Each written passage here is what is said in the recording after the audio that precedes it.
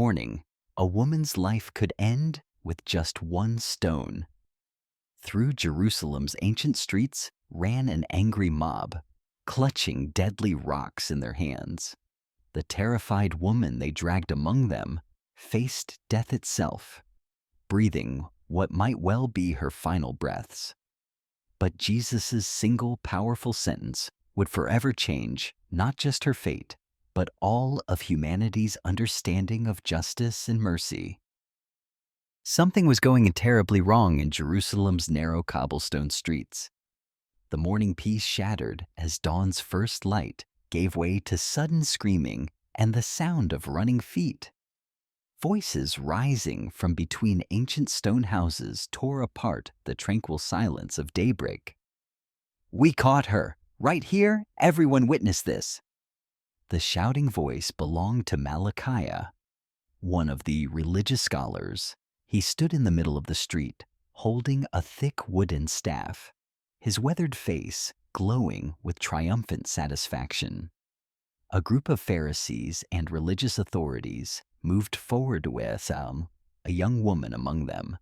Her hair was disheveled, her clothing torn, and her eyes held deep fear and shame.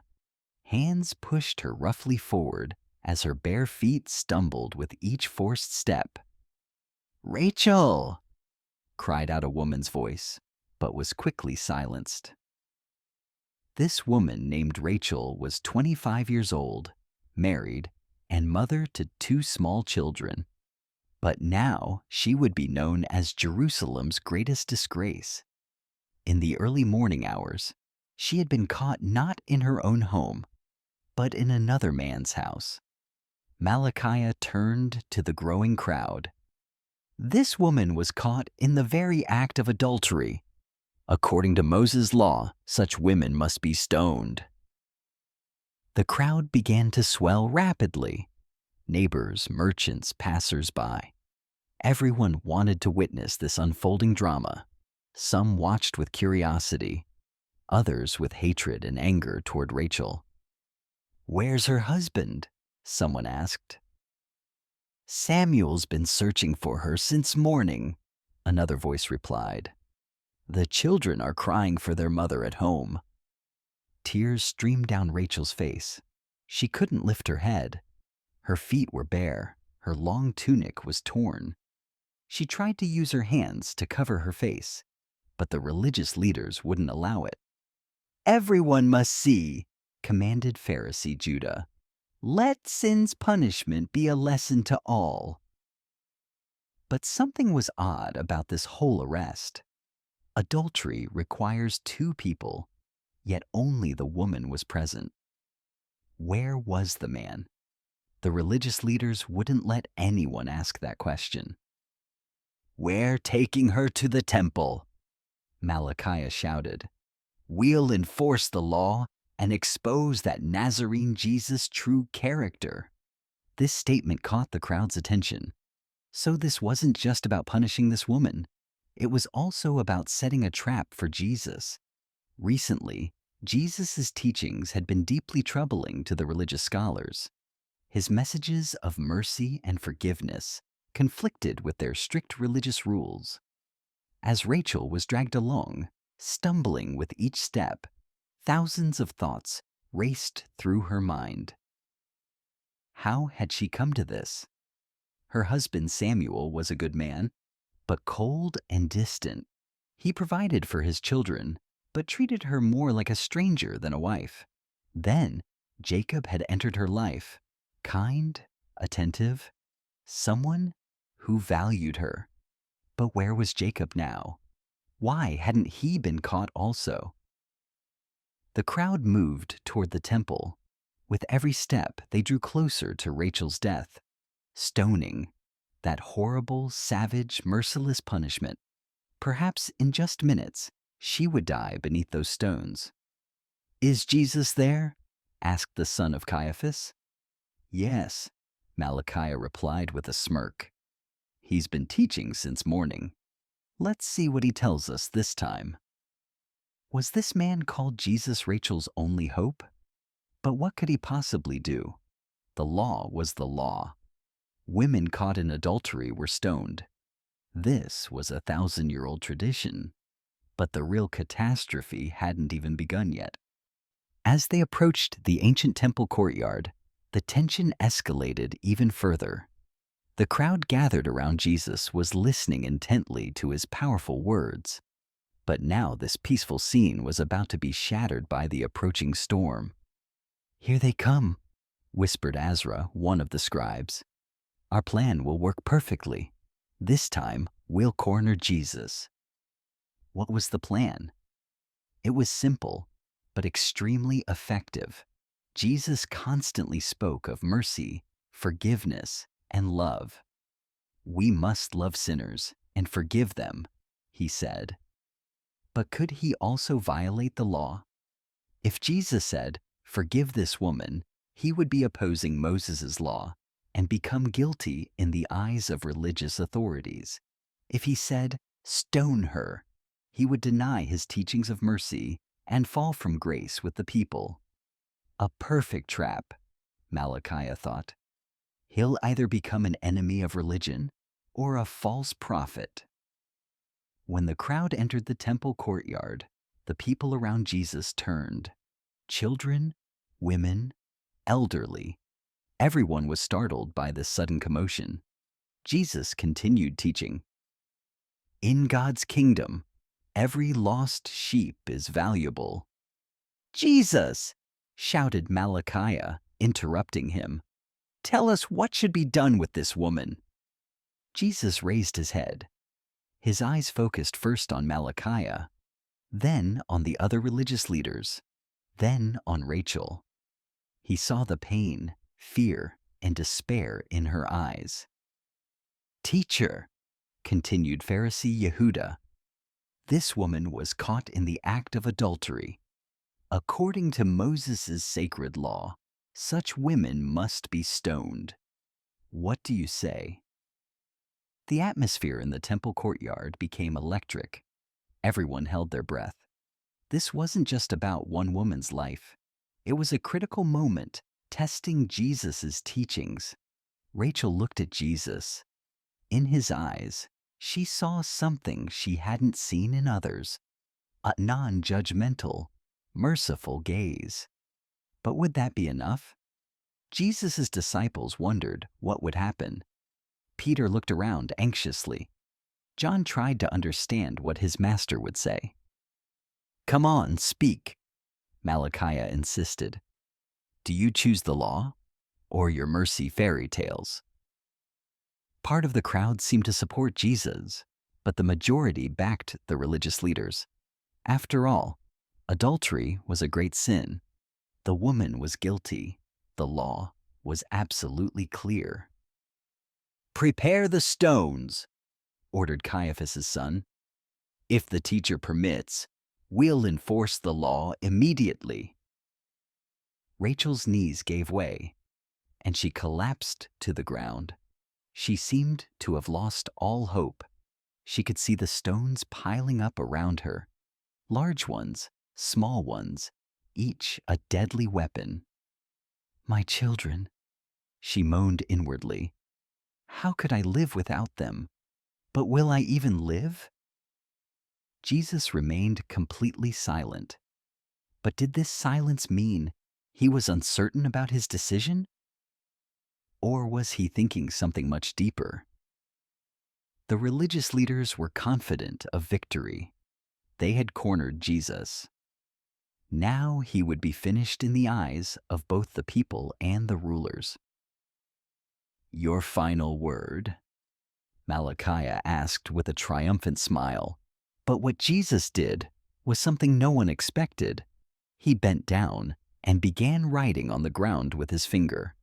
This action surprised everyone. What was he writing on the ground? Why was he writing instead of speaking? "Come on, speak!" Yehuda shouted. "You can't deliver justice by writing." Rachel tried to see what Jesus was writing, but couldn't read it. But she sensed something. This man had a different plan. They faced a truly terrible choice. Would they enforce the law, Or would they choose mercy? A violent storm was raging in Jesus' mind. As he wrote on the dusty ground, he was actually fighting a much deeper battle between justice and mercy, between law and love, between past and future. Before his eyes, not just this moment, but all of human history came alive. How many women had been judged this way? How many had died? How often had sinful men escaped while women were punished throughout the centuries? Father, he prayed silently in his heart, what kind of test is this? Must I violate the law to save this woman? Or must I deny my mercy by enforcing the law? As his finger moved slowly in the dust, his thoughts were incredibly complex.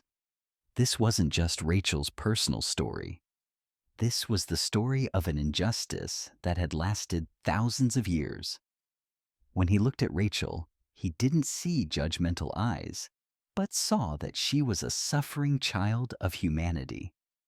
Yes, she had sinned, but who was without sin? Jesus also looked carefully at the faces of the religious leaders, the hatred in Malachi's eyes, the prideful expression on Yehuda's face. Did these men want justice, or were they just trying to trap him? Hypocrites, he thought bitterly. You caught the woman, but where is the man? Are you acting as if only one person committed adultery? Jesus' mind returned to what happened this morning. How did they plan this elaborate trap? How did they catch Rachel in that house? And most importantly, why did they only bring the woman? The truth might be this. The religious leaders had made a secret deal with Jacob, let him escape, and trapped only Rachel. This could be a conspiracy. If I expose this, Jesus thought, I would save this woman but directly accuse the religious authority. This could bring my end. The religious leaders were growing increasingly impatient. They couldn't understand why Jesus was writing for so long. Enough! Malachi shouted angrily. Give us your answer. Should this woman be stoned? Jesus' heart was heavy with burden. This woman represented millions of people struggling with their own sins. If he abandoned her to death, what meaning would his message of mercy carry? But he also couldn't ignore the law. Moses' law came from God's commands. To take it lightly would mean completely rejecting religious authority. What if there's another way, Jesus thought? What if the situation itself is wrong? Jesus stood up slowly. It was time to make a decision. But the decision he would make would determine not just this woman's fate, but the destiny of future generations.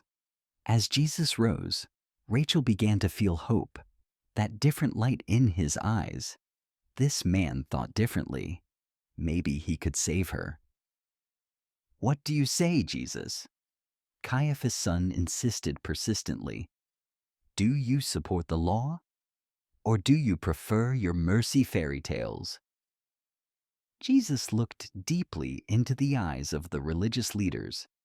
Then he looked at the crowd, then at Rachel. Now he had a clear plan in his mind. But this plan was so bold, so revolutionary, so unexpected that it would both save Rachel and silence the religious leaders. This woman has truly sinned, Jesus said slowly and deliberately. This is true. Rachel's heart stopped. So he was condemning her too? But, Jesus continued, a but captured everyone's attention. The next words from Jesus' mouth would change the course of history forever. Every second, the pressure of making an impossible decision increased, but now Jesus knew exactly what he would do. The situation now seemed completely hopeless. Jesus' words, "This woman has sinned," this is true, appeared to have destroyed Rachel's last remaining hope. The religious leaders looked at each other with drunken triumph. They had finally trapped Jesus. "So you accept the law," Malachi shouted triumphantly. "Then let the woman be stoned." Voices of approval began rising from the crowd. Especially the elderly women reacted strongly to the situation. "Sin is sin. Marriage is sacred. Punishment must be given." Rachel had completely collapsed. She fell to her knees, buried her head in her hands. There was no way out now. Even Jesus had condemned her. "My children," she cried inwardly, "your mother will be remembered as a sinful woman. What will their father tell them now? How will society look at you?" She thought of Samuel. Her husband wasn't such a bad man. He was just cold, distant. Maybe if he had shown more interest, this situation never would have happened. But there was no point thinking about these things now. She also thought of Jacob. Where was he now? He had been so brave when they were sinning together. But the moment they were caught, he had vanished. Maybe the religious leaders had released him. Maybe he had paid a bribe, or maybe this was a trap, crossed her mind. Maybe Jacob was part of their game too. This thought hurt her even more deeply. So she hadn't just been betrayed, but used as well? The religious leaders had begun gathering stones. Who would throw the first stone? Usually the oldest and most respected religious leader would begin. This time, Caiaphas' son had reserved this honor for himself. "I will throw the first stone," he said proudly. "I will initiate enforcement of the law." The crowd began backing away nervously. Stoning was a savage method of punishment. The first stones usually didn't kill, they only wounded. But slowly, in terrible agony, life would be lost. Rachel closed her eyes. She began her final prayer. "God, have mercy on my children. Let them not pay the price for this sin. And if possible, forgive Samuel. He was a good man. I disappointed him." Jesus still stood there motionless. He had already spoken, said he supported the law. What more could he do? Caiaphas' son raised the stone in his hand. It was large, sharp-edged. He would strike the first blow. "End to injustice," he shouted. "Sin's price must be paid." Just as he was about to throw the stone, Jesus stepped forward. "Stop," he said. There was new authority in his voice. Caiaphas' son stopped, looked in confusion. "What's wrong? You also said you supported the law." "Yes," Jesus said calmly. "This woman sinned and deserves punishment. This is true." Rachel's heart shattered. So he really was condemning her too. "But," Jesus continued, "there is one condition." Everyone focused their attention. What condition? Jesus looked into the eyes of the religious leaders. Then he surveyed the crowd. Then he spoke those historic words. "Let him among you who is without sin cast the first stone." This sentence exploded like a bomb. Everyone froze. "What did you say?" Malachi asked in shock. Jesus repeated, "Whoever among you is without sin, who has never done wrong, who is completely clean before God, let him cast the first stone." Silence. Deep, heavy, strange silence. Caiaphas' son looked at the stone in his hand, then at Jesus, then at his own conscience. Was it too late, or was there hope there? Jesus' words created an electric shock in the temple courtyard. "Let him who is without sin cast the first stone." The power behind these words was not just logic, but truth penetrating deep into conscience. Caiaphas's son had frozen while holding the stone. He couldn't dare look into Jesus' eyes. What he saw seemed to see not just this moment, but his entire life. I, he began stammering. Jesus' gaze was gentle but determined. He wasn't judging, but revealing truth. Everyone was a sinner. Everyone had made mistakes. Everyone needed God's mercy. Malachi tried to step forward. But this is different. We are religious scholars. Our sins are not the same as this woman's. Jesus turned to him. Is that so, Malachi? Last month, how you looked at neighbor Abraham's wife Esther, I saw that too. Was the desire in your eyes different? Malachi's face turned pale. How was this secret known? Jesus looked at Pharisee Yehuda. Yehuda, that money you took from the temple, it was collected for the poor. But how was your house's new room built? Yehuda stepped backward. Then Jesus turned to Caiaphas's son. You know too, your nighttime meetings with that Roman woman, did you think no one saw? Now the religious leaders' faces had drained of blood. Jesus knew their darkest secrets. But how was he doing this? A voice rose from the crowd. Then who can cast this stone? Jesus turned to the crowd. Who among you has never lied? Who has never harmed his neighbor? Who has never thought evil? Who has never violated God's commandments? Deep silence fell over the area. Everyone was facing their own conscience. Rachel raised her head and looked at Jesus. What this man was doing was incredible. He was both protecting the law and defending her. He was demanding justice and showing mercy. But this is unfair, Malachi shouted. This woman is guilty. She must be punished. Let her be punished, Jesus said calmly. But let the innocent punish her. Let the clean punish her. Let the sinless punish her. Caiaphas's son looked at the stone in his hand for a long time, then slowly placed it on the ground. I am not without sin, he murmured.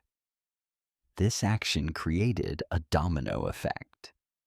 Another person dropped his stone, then another. Malachi was resisting, still insisting. But we are religious scholars. Our duty is to enforce the law. Jesus turned to him. To enforce the law or ensure justice?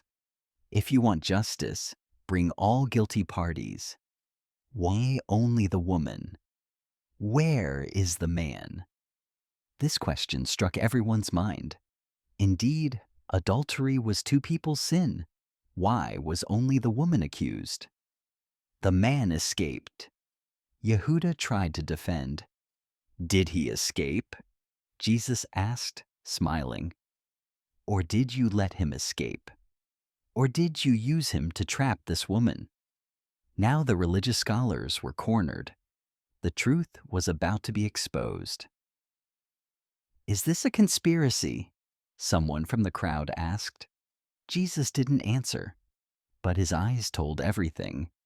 Caiaphas's son couldn't stand it. I'm leaving. I don't want to be part of this. And he turned and left the temple courtyard. Malachi and Yehuda looked at each other. It no longer seemed possible to continue this. This isn't over, Malachi muttered.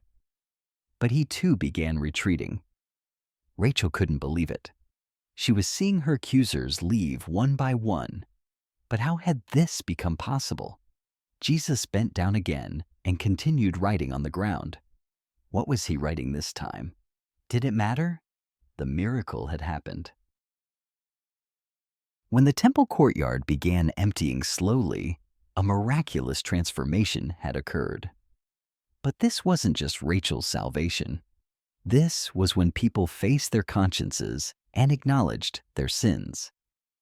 The oldest religious scholars were first to leave. Their life experiences had taught them much. They knew no one was completely without sin. Jesus' words had brought to surface truths they had suppressed for years. Malachi still hadn't left completely. He stood at a distance, watching. He was experiencing great inner conflict. For years, he had been a strict law enforcer. But now, Jesus' words deeply affected him. Why do we condemn this woman so much? He thought. Are our sins heavier than hers? As Yehuda walked toward his house, he struggled with his conscience.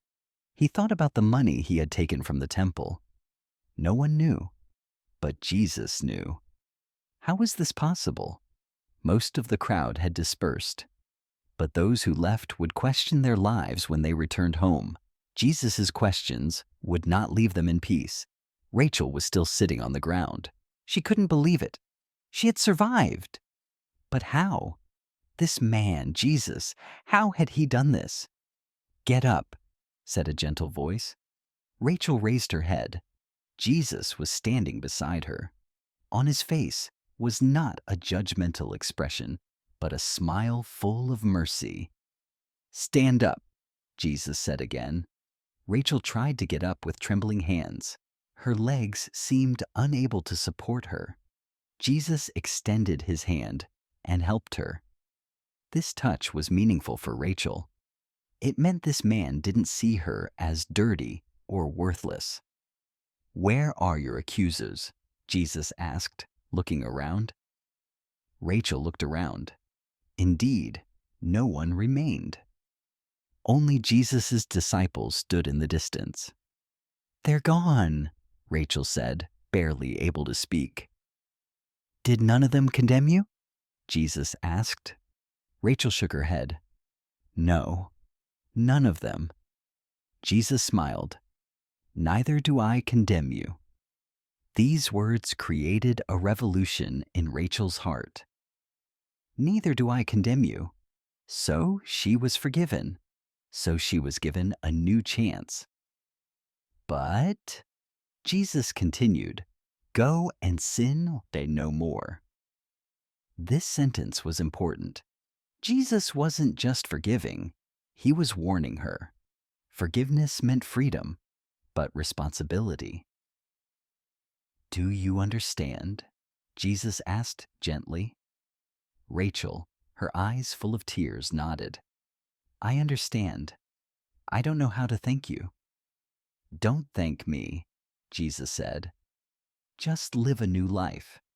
Don't let your past define you. Let your future define you. As Rachel pondered Jesus' words,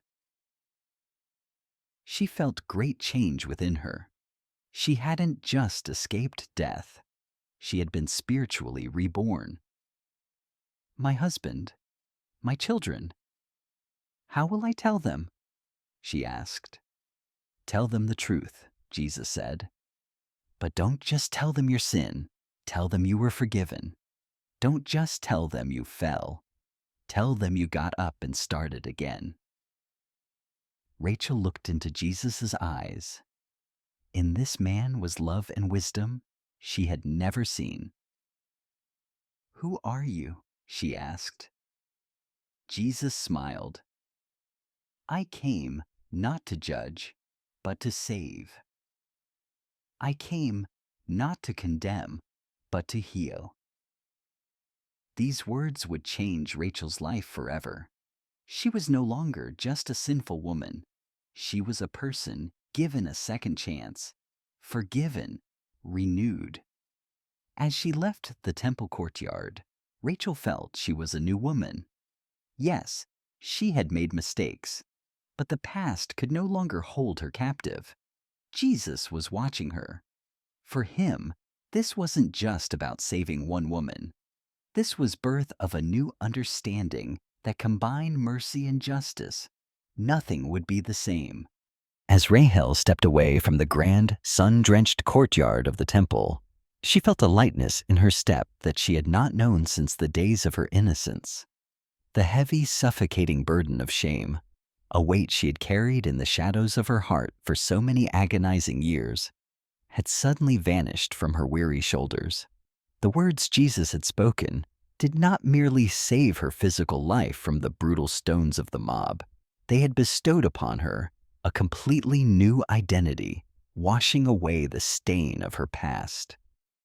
As she navigated the winding path toward her home, 1,000 frantic thoughts raced through her mind. What could she possibly say to Samuel? How could she explain this to their innocent children? Yet, the most pressing question burned within her soul. How would this profound experience change who she was? When she finally arrived in front of her modest dwelling, she paused, her hand hovering over the rough wood. From inside, the muffled, familiar sounds of her children playing reached her ears. Samuel was there as well, waiting with bated breath for her return, consumed by a terrifying uncertainty. When she pushed the door open, the expression in Samuel's eyes caught her completely off guard. She had braced herself for the fire of fury and judgment, but what she saw instead was a raw, overwhelming relief mixed with deep anxiety. "Rahel, where have you been?" he cried out, his voice cracking with emotion. "I have been sick with worry. People in the street said you were dragged to the temple, that you were going to be stoned to death." Hearing the genuine fear and concern in Samuel's trembling voice, Rahel realized with a sudden jolt of clarity that he still loved her. It might have been a complicated love, strained by life and mistakes, but it was real. "Samuel," she said softly, her demeanor calm and steady. "Sit down. I have things I must tell you." And so, she told him. She poured out everything. She spoke of her relationship with Jacob, the terrifying moment of being caught, the chaos of the temple, the bloodthirsty crowd, and finally, the words of Jesus. As Samuel listened to her confession, a storm of emotions crossed his face: anger, disappointment, shock, and confusion.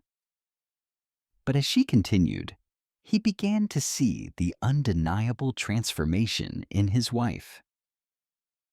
"This man, Jesus," Samuel asked, his brow furrowed in deep thought.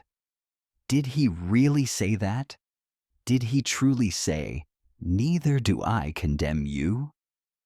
"Yes," Rahel replied, tears standing in her eyes. And then he said, "Go, and sin no more." Samuel sat in silence for a long time, processing the weight of this mercy. Finally, he reached out and gently took his wife's hand. "Then let us also begin anew," he said, his voice firm. "We have both made mistakes. I did not give you the attention and care you deserved. And you, well, the past is the past." That conversation changed not only Rahel, but Samuel as well. The approach of mercy that Jesus demonstrated brought a fresh, vibrant hope to this fractured family. The children, seeing their parents reconciled, rejoiced. They did not fully understand the details, but they felt the atmosphere in the house shift from tension to peace. The following day, when Rahel went to the marketplace, she noticed the way people looked at her had changed. There were whispers and stares, but this time, she simply did not care. The identity Jesus had given her was infinitely stronger than any label society could place upon her. When she crossed paths with Malachiah, the learned scribe stared at her in utter disbelief.